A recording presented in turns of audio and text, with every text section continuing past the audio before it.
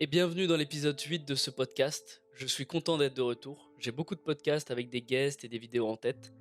J'espère aussi que mes anciens podcasts vous ont fait kiffer et avancer. Ça va bientôt faire 3 mois que je fais des podcasts et j'espère vraiment que vous avez pu avoir des petites améliorations dans votre quotidien grâce à mon travail. Comme je le répète toujours, votre amélioration va prendre du temps, sûrement entre 8 mois et 2 ans. C'est à peu près la moyenne pour changer une vie, un corps, une alimentation et une discipline. D'ailleurs, vous avez remarqué que dans le titre, il y a méditation et passion. Vous vous êtes donc peut-être dit que ça faisait un peu répétitif avec mes deux derniers podcasts, mais absolument pas. Sachez qu'il est possible parfois que vous voyez des mots-clés similaires à d'autres podcasts, mais chacun de mes podcasts sont uniques et apportent leur propre subtilité et information à un sujet. Ce n'est donc pas parce que vous verrez peut-être deux, trois podcasts avec le mot alimentation dans le titre ou la miniature que je redirai forcément les mêmes choses. Si je considère que dans mon prochain podcast, j'ai des nouvelles informations, des tips ou des subtilités à apporter au sujet de l'alimentation, cela sera complètement différent de mon premier podcast ou de celui avec Dylan, alias le circadien par exemple. Mais bon, entrons dans le vif du sujet. Commençons par le genre de chemin que vous avez emprunté en tant qu'acteur, pour ainsi dire. Je prends toujours l'exemple d'acteur pour illustrer les passions de quelqu'un, parce que c'est souvent un métier avec peu de probabilité de réussite pour beaucoup de gens.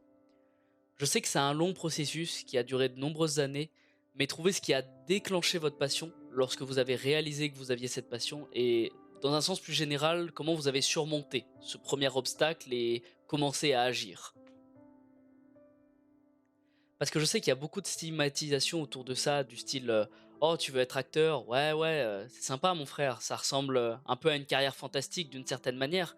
Et je dis pas ça de manière négative, mais en termes de pourcentage de personnes qui réussissent vraiment, ça peut être très intimidant pour les gens qui sont peut-être nerveux à l'idée de commencer ou de s'engager.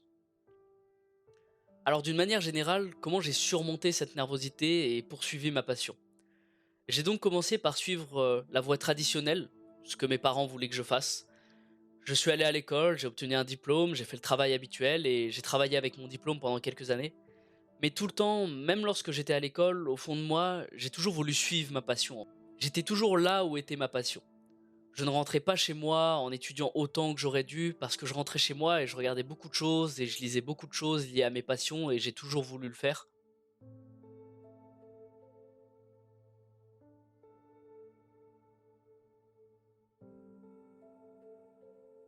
Mais vous savez, à chaque fois qu'on a une passion ou à chaque fois que, par exemple, comme je reprends mon exemple, on voit des acteurs, les acteurs, c'est souvent des choses extravagantes qu'on n'arrivera jamais à réaliser.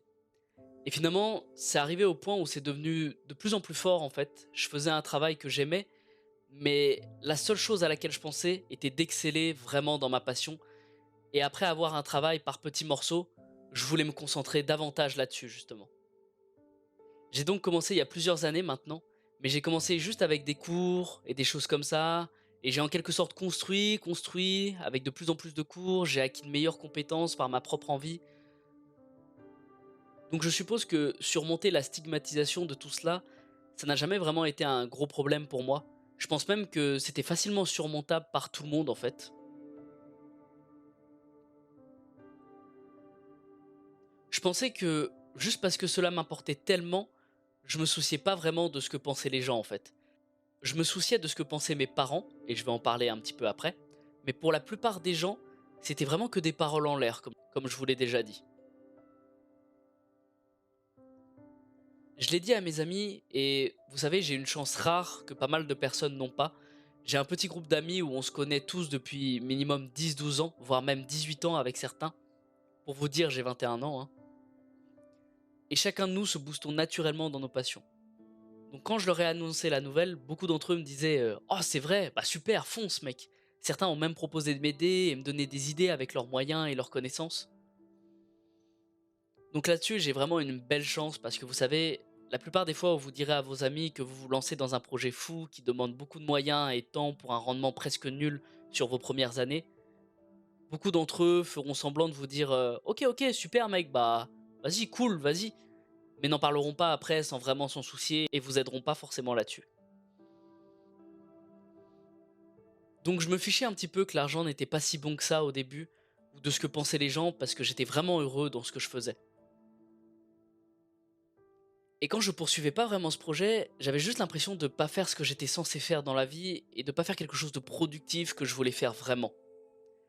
C'est donc ce qui m'a vraiment motivé, c'est juste le désir et le processus d'agir et d'apprendre à ce sujet qui m'a vraiment permis de continuer et qui m'a pas vraiment soucié de ce que les gens pensaient en fait. Faites d'abord ce saut et à coup sûr vous allez adorer ce que vous faites. Et j'aborderai également brièvement la stigmatisation qui en découle. Vous savez, je parlerai aussi un petit peu des parents.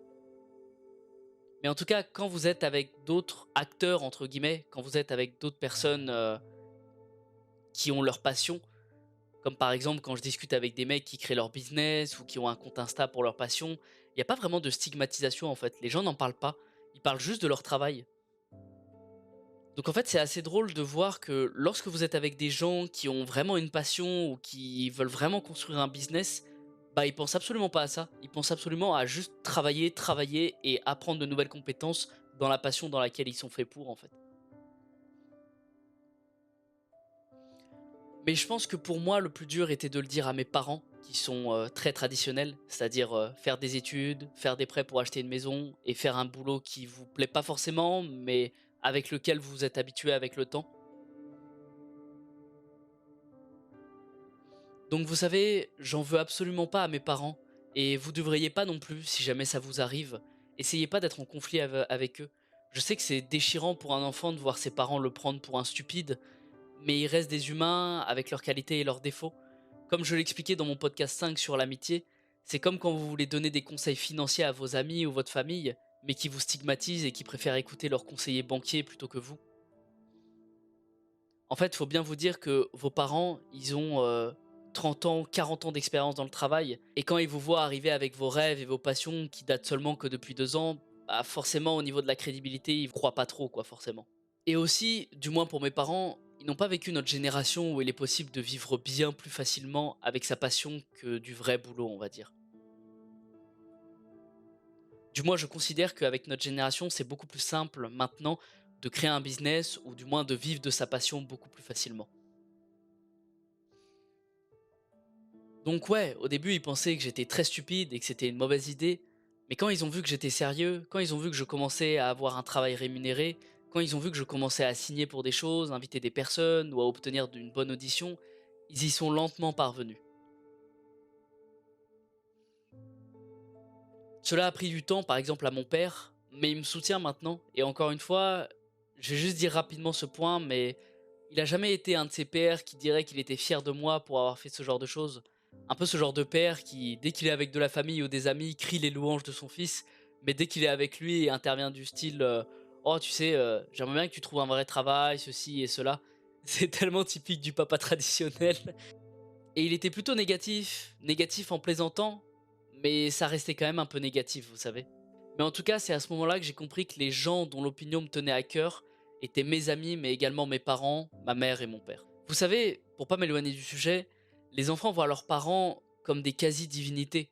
Ce sont eux qui leur ont donné la vie et qui les ont éduqués. Une figure paternelle et maternelle, c'est quasiment obligatoire dans la vie de chacun.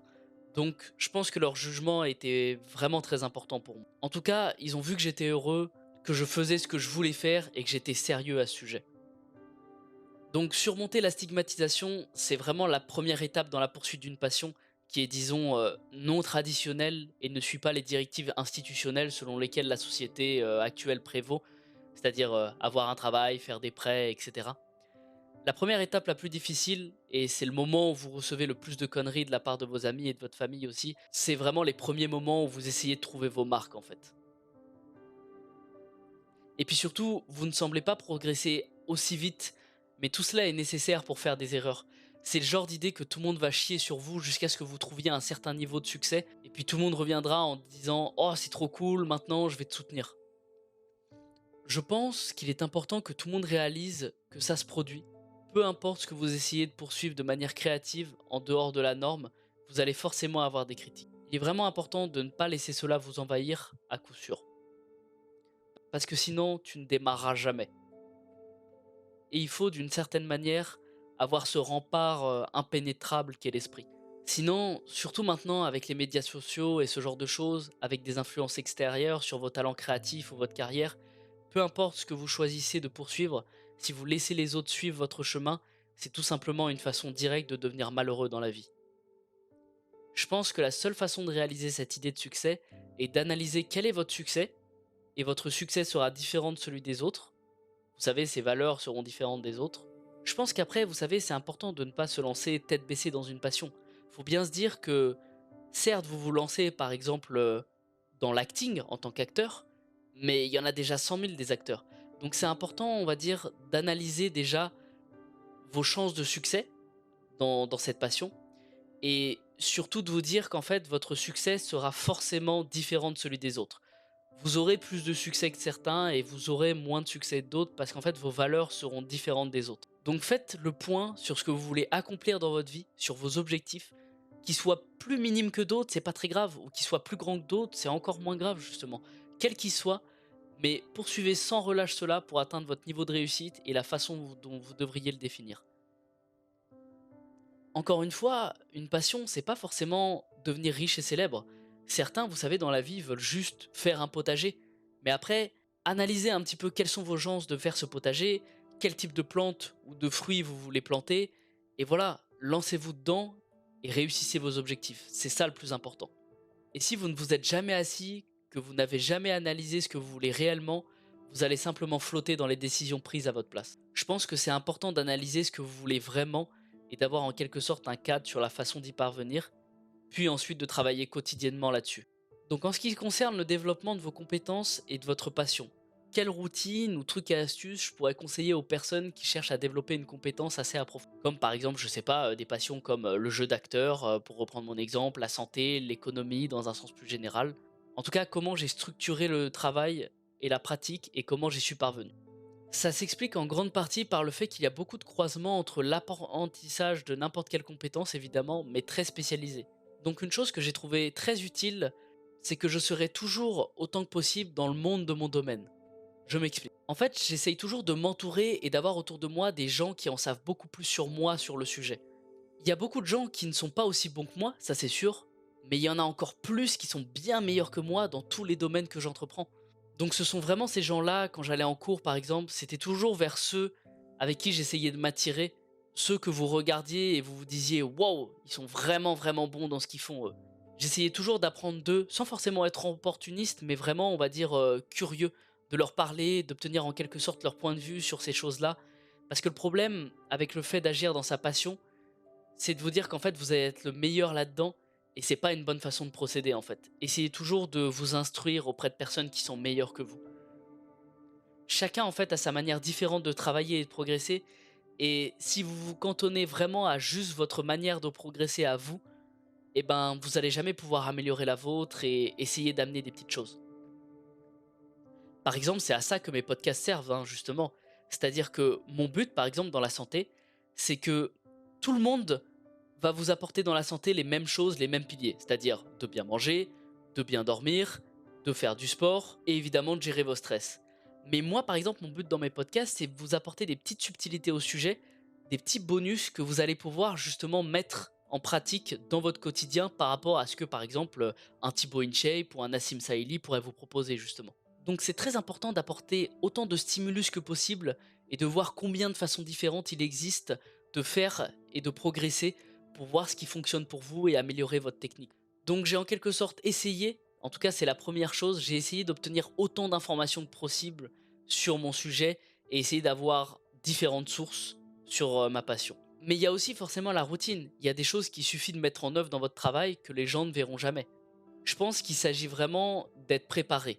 À mon avis, les plus performants ou les meilleures personnes, quel que soit dans le domaine, sont les mieux préparées. Et ça devient très facile en fait de laisser la situation vous échapper et de lâcher le pied de l'accélérateur justement. Mais je pense qu'il vous suffit juste d'être cohérent et de réaliser que même si le travail que vous faites actuellement ne donne pas la pression d'apporter un changement ou de résultats directs, il vous prépare car vous savez jamais vraiment quand le travail va arriver en fait. Par exemple, quand j'ai sorti Marelios, je vous avoue que j'ai préparé mon travail, j'ai préparé mes podcasts, mais au début, j'ai jamais eu vraiment de résultats en fait. Et d'un coup, j'ai eu un podcast avec justement le druide moderne. Vous devez donc toujours être prêt, on va dire, à ce que ce soit une montée d'audience, un coup de produit, une formation qui marche ou une proposition de collaboration. En fait, votre travail régulier va toujours vous mettre justement dans ce mood de travail, de travail, de travail. Et lorsque le succès va arriver, vous n'allez pas être complètement débordé en fait. Parce que vous aurez déjà eu cette routine et vous savez le chemin que vous allez prendre, peu importe qui va arriver. C'est-à-dire que même si vous tombez sur une collaboration avec un mec très connu, même si vous allez gagner 10 000 abonnés ou que vous allez avoir 1000 j'aime sur une publication d'un coup, et ben vous n'allez pas sortir de votre routine de travail et vous saurez quoi faire. C'est donc vraiment une question de cohérence en fait. Chaque jour, faire un petit peu d'exercice vocal et de respiration. Essayez également de faire de l'exercice physique pour garder le corps en forme, garder l'esprit en forme et simplement garder la lame infutée dans votre travail en fait, en faisant beaucoup de lecture, de sport, de méditation avec une bonne alimentation. Vous savez, moi, tout au long de ma journée, je vais ramasser beaucoup de livres, de documentation. Quoi qu'il en soit, en fait, je vais les lire et je vais travailler constamment sur mon métier juste. Maintenant que ça me revient, en tout cas, encore merci de m'avoir écouté et à la prochaine. Meilleur que vous. Je pense que certaines personnes ont un petit peu de mal et laissent trop leur ego prendre le dessus. Ils veulent pas admettre forcément qu'ils ont tort, ils veulent pas admettre que ce qu'ils font, c'est peut-être pas la meilleure solution quelle qu'elle soit. Rappelez-vous toujours de la phrase de Socrate que j'aime beaucoup qui est tout ce que je sais, c'est que je ne sais rien. Ce qui veut dire concrètement qu'il faut toujours remettre en question nos croyances, nos expériences pour les affiner constamment en fait. Je pense qu'en fait, si vous vous dites vraiment que vous connaissez à 100% un sujet ou que vous maîtrisez une compétence à 100%, vous arriverez jamais à l'améliorer quoi qu'il arrive. Donc je pense qu'en fait, avec cette idée, vous pouvez facilement vous dire ok, je sais peut-être certaines choses, mais en termes de grands schémas de choses, lorsque vous débutez, je sais rien d'une certaine manière. Et je pense que c'est vraiment un bon état d'esprit à conserver quoi qu'il arrive, car vous n'êtes pas fermé aux leçons de vie possibles en fait. Si vous faites une erreur, c'est une option, c'est une opportunité justement d'y aller. Vous vous dites ok, ça n'a pas fonctionné cette fois-là, donc qu'est-ce que je peux faire pour m'assurer que ça fonctionne la prochaine fois? Et qui est-ce que je peux consulter pour m'améliorer de cette façon? En fait, quand votre erreur elle est doublée d'une excuse, et si vous extériorisez la raison pour laquelle vous faites l'erreur en termes de oh j'ai seulement foiré parce que nanani, parce que nanana, en fait, je pense que vous allez pas vraiment pouvoir vous améliorer. Si vous vous dites en fait, «Ah bah oui, mon poste il a pas bien marché parce que j'ai pas bien dormi la nuit dernière», c'est que vous vous trouvez forcément une excuse et que vous vous dites pas plutôt: «OK, ce poste il a pas marché, comment je peux faire pour que le prochain marche?» Je pense que c'est donc important d'être conscient et de toujours apprendre fondamentalement tout ce que vous apprenez, que ce soit votre passion ou quoi que ce soit d'autre, vous avez toujours à apprendre. C'est simplement de l'humilité, hein, c'est ainsi que je le vois toujours en tout cas. Il faut être humble dans votre travail, on peut toujours en apprendre davantage. Même si vous maîtrisez très bien vos compétences, il y a toujours des choses que vous pouvez apprendre. Vous savez, depuis que je suis à Tahiti, j'apprends constamment des nouvelles choses. Il faut y aller avec un esprit ouvert. Et c'est la même chose, même si je l'ai dit, il y a des gens qui n'étaient pas aussi bons que moi, mais je peux toujours apprendre d'eux en fait. Ils pourraient faire quelque chose sur laquelle je pourrais m'améliorer. Il suffit d'être humble et de parler en fait avec un esprit ouvert. Vous pouvez pas rentrer dans une pièce et vous dire en fait je suis le meilleur ici. Vous devez vraiment être prêt à apprendre et à intégrer ces informations, à les traiter et à vous améliorer. Je voulais également évoquer quelque chose que j'ai mentionné concernant le travail en coulisses, c'est-à-dire que les gens ne voient jamais. Je sais que ça peut être très frustrant parce qu'en fait les gens vont forcément juste voir vos résultats, ils vont jamais voir le travail qu'il y a derrière. Vous connaissez un petit peu ce sentiment de faire quelque chose quand vous pratiquez encore et encore au point que ça devient automatique justement. Certains acteurs, par exemple pour reprendre mon exemple d'acteur, Anthony Hopkins par exemple en est un, il jure par apprendre il jure par apprendre ses répliques au point d'être automatique et puis à partir de là, jouer en quelque sorte la scène comme un robot en fait. Et à l'inverse, justement, il y a certaines personnes comme Johnny Depp qui, quand il tournait Pirates des Caraïbes, avaient un écouteur et il se faisait complètement alimenter en répliques constamment parce qu'il connaissait pas ses répliques pour la plupart du temps. Juste. Je trouve que d'ailleurs ça rentrait bien un petit peu dans le personnage de Jack Sparrow. Mais pour vous allier en fait un petit peu ces deux profils, on va dire que c'est une question de technique et ça dépend vraiment de l'acteur. Je pense que le problème, c'est que si vous apprenez trop vos répliques, elles deviennent trop rigides et je pense que vous devenez vraiment un robot et vous faites pas la scène, on va dire, avec ce petit côté magique justement. Donc je pense que si vous automatisez trop votre travail, ça peut devenir trop rigide et il y a un manque de flexibilité. Et si un de vos collaborateurs, par exemple, vous sort oh, vous savez quoi, on peut peut-être essayer de faire comme ça plutôt que comme ça, bah ça va être beaucoup plus difficile de bouger et d'être naturel dans votre travail.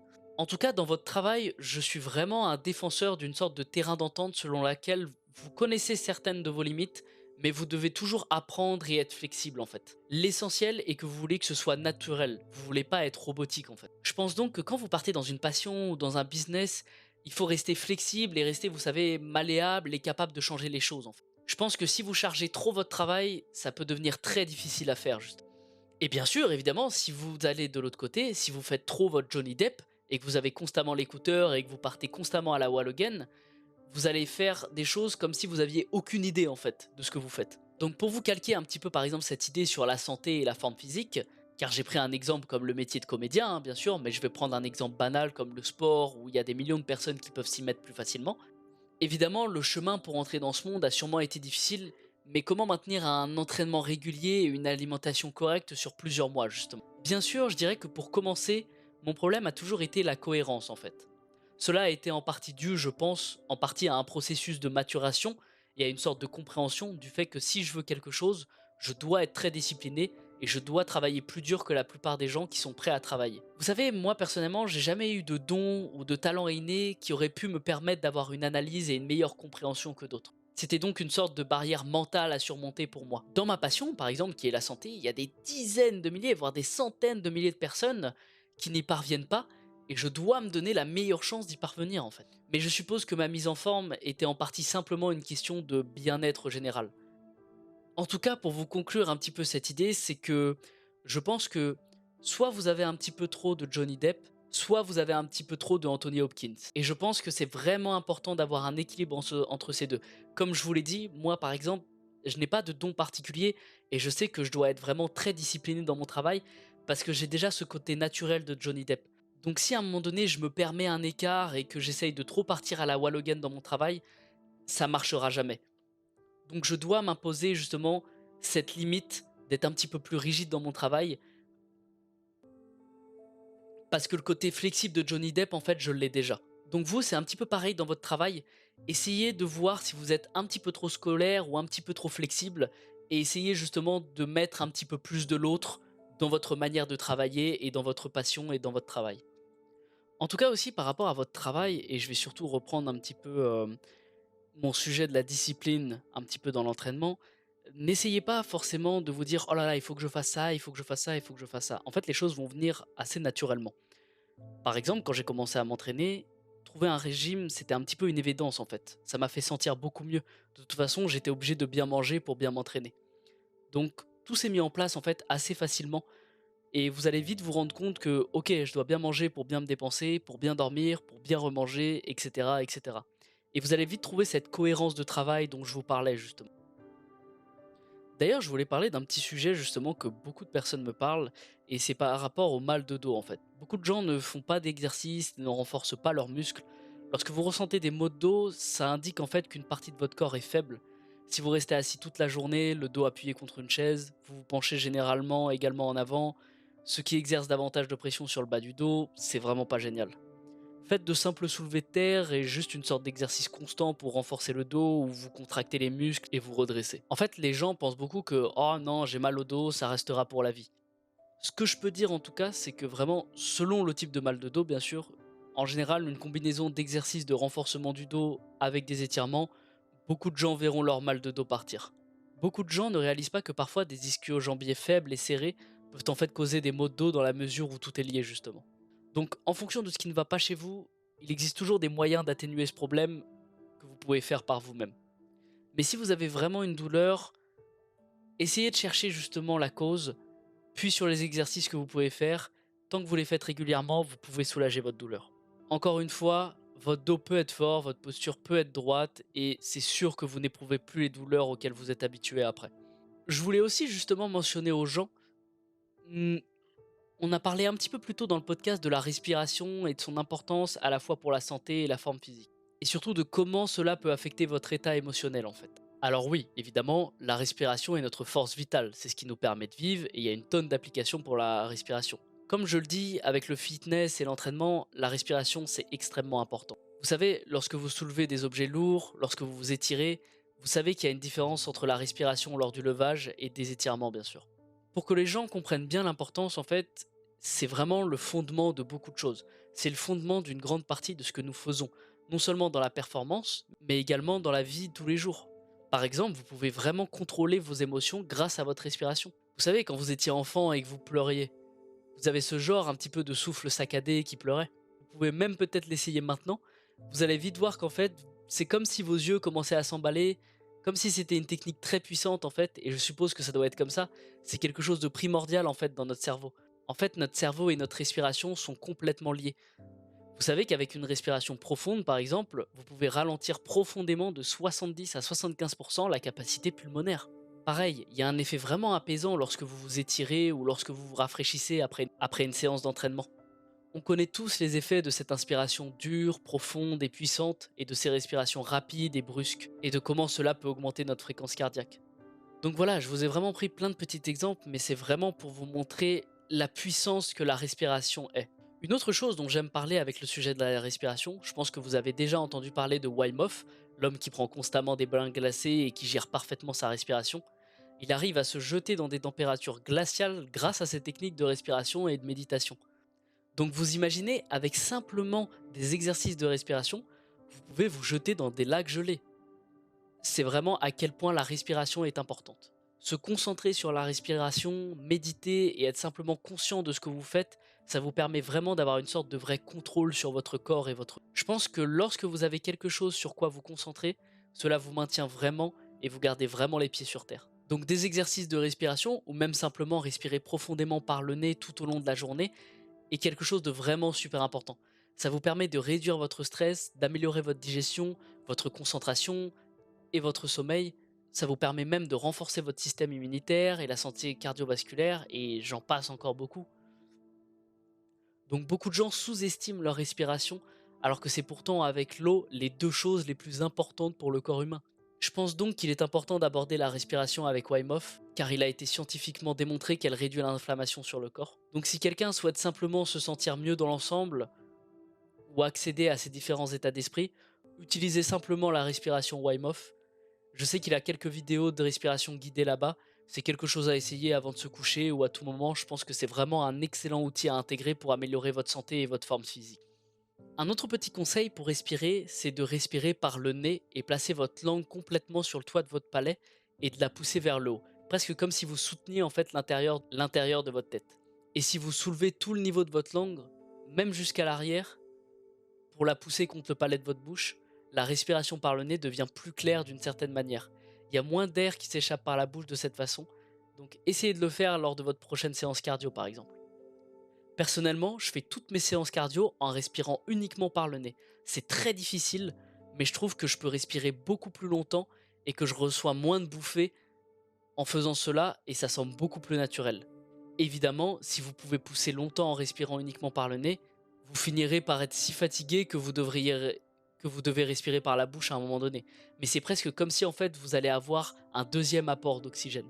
En fait, je vais vous prendre un exemple très simple de pourquoi vous ne devriez pas respirer par la bouche et beaucoup plus par le nez justement. Ça semble complètement idiot bien sûr ce que je vous dis, tout le monde sait qu'il faut respirer par le nez, mais par exemple moi qui fais de la plongée, en fait, lorsque vous respirez par la bouche, c'est plus pour avoir un apport d'air très rapide. Par exemple, vous savez, quand il y a des gens qui font une apnée, ils vont directement essayer de respirer par la bouche. Vous savez, ils vont faire une apnée et puis d'un coup, ils vont respirer par la bouche pour justement avoir cet apport d'air. En fait, l'apport d'air par la bouche, c'est vraiment lorsque vous êtes dans une situation critique. Respirer par la bouche, en fait, ça va constamment exciter votre corps. Donc si vous vous forcez à respirer uniquement par le nez, cela devient plus optimisé et je pense que cela aide pour les activités cardio. Un autre point est de conceptualiser la respiration comme une chose qui ressemble moins au nez, à la bouche et à la gorge. Ce que nous avons tendance à croire parce que c'est là que l'air entre. C'est là que se fait la respiration. Mais c'est en fait à peu près tout votre diaphragme en fait. Vos côtes et également cette expansion de la cage thoracique et la libération de l'air également. Donc vraiment, intellectualisez cela puisque c'est de là que vient votre respiration. Ce genre d'expansion complète du corps, de l'abdomen et de vos poumons et vraiment vous concentrer sur l'expansion de votre cage thoracique et augmenter le volume de vos poumons. La respiration, c'est bien plus complexe que seulement le nez et la bouche. Et sans vraiment se prendre la tête, juste être conscient de où passe votre respiration, c'est vraiment super intéressant et important, je trouve. C'est de là que vient le mouvement de la respiration. Donc je pense que déplacer consciemment votre type de conscience respiratoire vers cette zone du corps est également important. Et évidemment, plus vous y pratiquez, plus vous en êtes conscient et plus cela devient une chose inconsciente et un automatisme justement. Et je suis sûr que vous allez constater des améliorations de votre respiration, vous allez constater des améliorations dans votre capacité de cardio. L'autre chose également, c'est lorsque vous respirez ainsi, votre voix sera beaucoup plus projetée et posée. Vous pouvez parler très fort depuis le ventre comme je le fais maintenant et cela résonne un peu plus. Mais vous pouvez évidemment aussi parler normalement et ça a moins de punch. Et c'est quelque chose dont je voulais aussi parler, c'était la voix. Je pense que lorsque vous contrôlez la respiration, la prochaine chose sur laquelle travailler est la voix et c'est super important. Une des choses les plus sous-utilisées dans notre corps, je dirais, c'est vraiment notre voix. Et beaucoup de gens ne s'en rendent pas compte. Je pense que du point de vue de la performance, ma voix il y a 2 ans était horrible. Ce n'est toujours pas génial, mais je vais mieux et je travaille beaucoup dessus maintenant. Mais c'est comme si un athlète s'entraînait dans une salle de sport. Une personne doit travailler pour sa voix. En fait, on ne s'en rend pas compte, mais je pense que la voix, c'est une de ces choses intangibles qui nous attirent vers les gens. Par exemple, les filles, certaines voix féminines m'attirent plus que d'autres. Encore une fois, c'est une des choses profondes dans notre tête qui nous attire vers les gens, un peu comme par exemple les phéromones ou les hormones du style des parfums ou la testostérone. C'est aussi un indicateur de base des niveaux de testostérone. D'une certaine manière, en général, les gars qui ont un taux de testostérone plus élevé sont beaucoup plus masculins. Et ils ont tendance à justement avoir une voix beaucoup plus grave. C'est juste l'effet des niveaux de testostérone sur les cordes vocales, en fait. Et puis de toute façon, en général, c'est beaucoup plus attrayant pour un homme d'avoir une voix plus grave et pour les filles, bien sûr, avoir une voix plus féminine et plus aiguë. C'est donc peut-être 2 sortes de caractéristiques sexuelles dont vous n'êtes pas conscient. Mais donc prendre des mesures pour améliorer votre voix d'une certaine manière et en être conscient, c'est vraiment un excellent moyen de devenir plus attrayant en général pour les gens. Comme je vous l'ai déjà dit, n'ayez pas honte d'essayer de vous améliorer et même d'avoir une opinion un peu élitiste de vous et de vos objectifs, sans évidemment prendre qui que ce soit de haut bien sûr. En fait, si vous devenez un orateur public confiant et que vous avez le contrôle de votre voix, ça va forcément vous aider pour peut-être votre travail ou vos activités. Ça peut même être une amélioration dans le long chemin de vos perspectives de carrière et bien d'autres choses. On parle jamais vraiment de la voix de cette façon, mais c'est vraiment très important. Les gens seront très vite agacés par une personne qui parle très vite avec une voix irrégulière et crispante. Je pense même que le timbre de voix, ça dénote un petit peu de votre comportement. Quelqu'un de nerveux ou peu sûr de lui parlera toujours plus vite et aura un peu peur qu'on lui coupe la parole, justement. Personnellement, j'ai encore beaucoup de progrès à faire dessus. Étant originaire de Paris, les personnes à Tahiti m'ont très vite fait des remarques sur ma façon de parler vite et de même un petit peu mâcher mes mots, ce qui n'était pas très agréable à leurs oreilles. Et une autre chose aussi que je remarque énormément, c'est peut-être des gens qui ont une voix grave, mais qui parlent avec leur gorge et qui sont plutôt paresseux dans leur voix en fait. Pour moi, je pense que c'est important d'intégrer cela dans votre vie également. En fait, toute l'attitude que vous dégagez dans votre voix, quand vous êtes confiant, que vous regardez les gens dans les yeux, que vous avez une voix forte, bonne et projetée, vous n'êtes pas paresseux, vous donnez vraiment en fait à chaque mot son temps et sa valeur. Donc je pense que vraiment vous intéresser à votre voix et surtout le comportement que vous avez avec votre voix lorsque vous allez parler, c'est une chose très importante sur le plan professionnel et personnel. Surtout que 90% des gens peuvent facilement travailler dessus et trouver quelques vidéos de respiration et d'exercices de voix. La meilleure façon d'y penser, en fait, c'est d'imaginer le son touchant l'arrière de vos dents ou d'imaginer que vous êtes un peu un dessin animé avec une grosse bulle devant lorsque vous parlez. En fait, il y a vraiment une grosse bulle devant vous et vous devez projeter votre voix vers l'avant et c'est une question de pleine conscience en fait. En fait, lorsque vous en êtes conscient, cela finit par faire partie de votre façon de vous tenir et votre façon de parler en fait. En fait, ça devient vraiment automatique une fois que vous vous concentrez dessus et que vous le mémorisez. C'est la même chose avec la respiration vraiment. Pour vous expliquer un exemple concret justement, et c'est un exemple que j'aime énormément, c'est celui que Jordan Belfort donnait dans son livre. Il parlait justement de l'importance de la voix quand vous êtes au téléphone.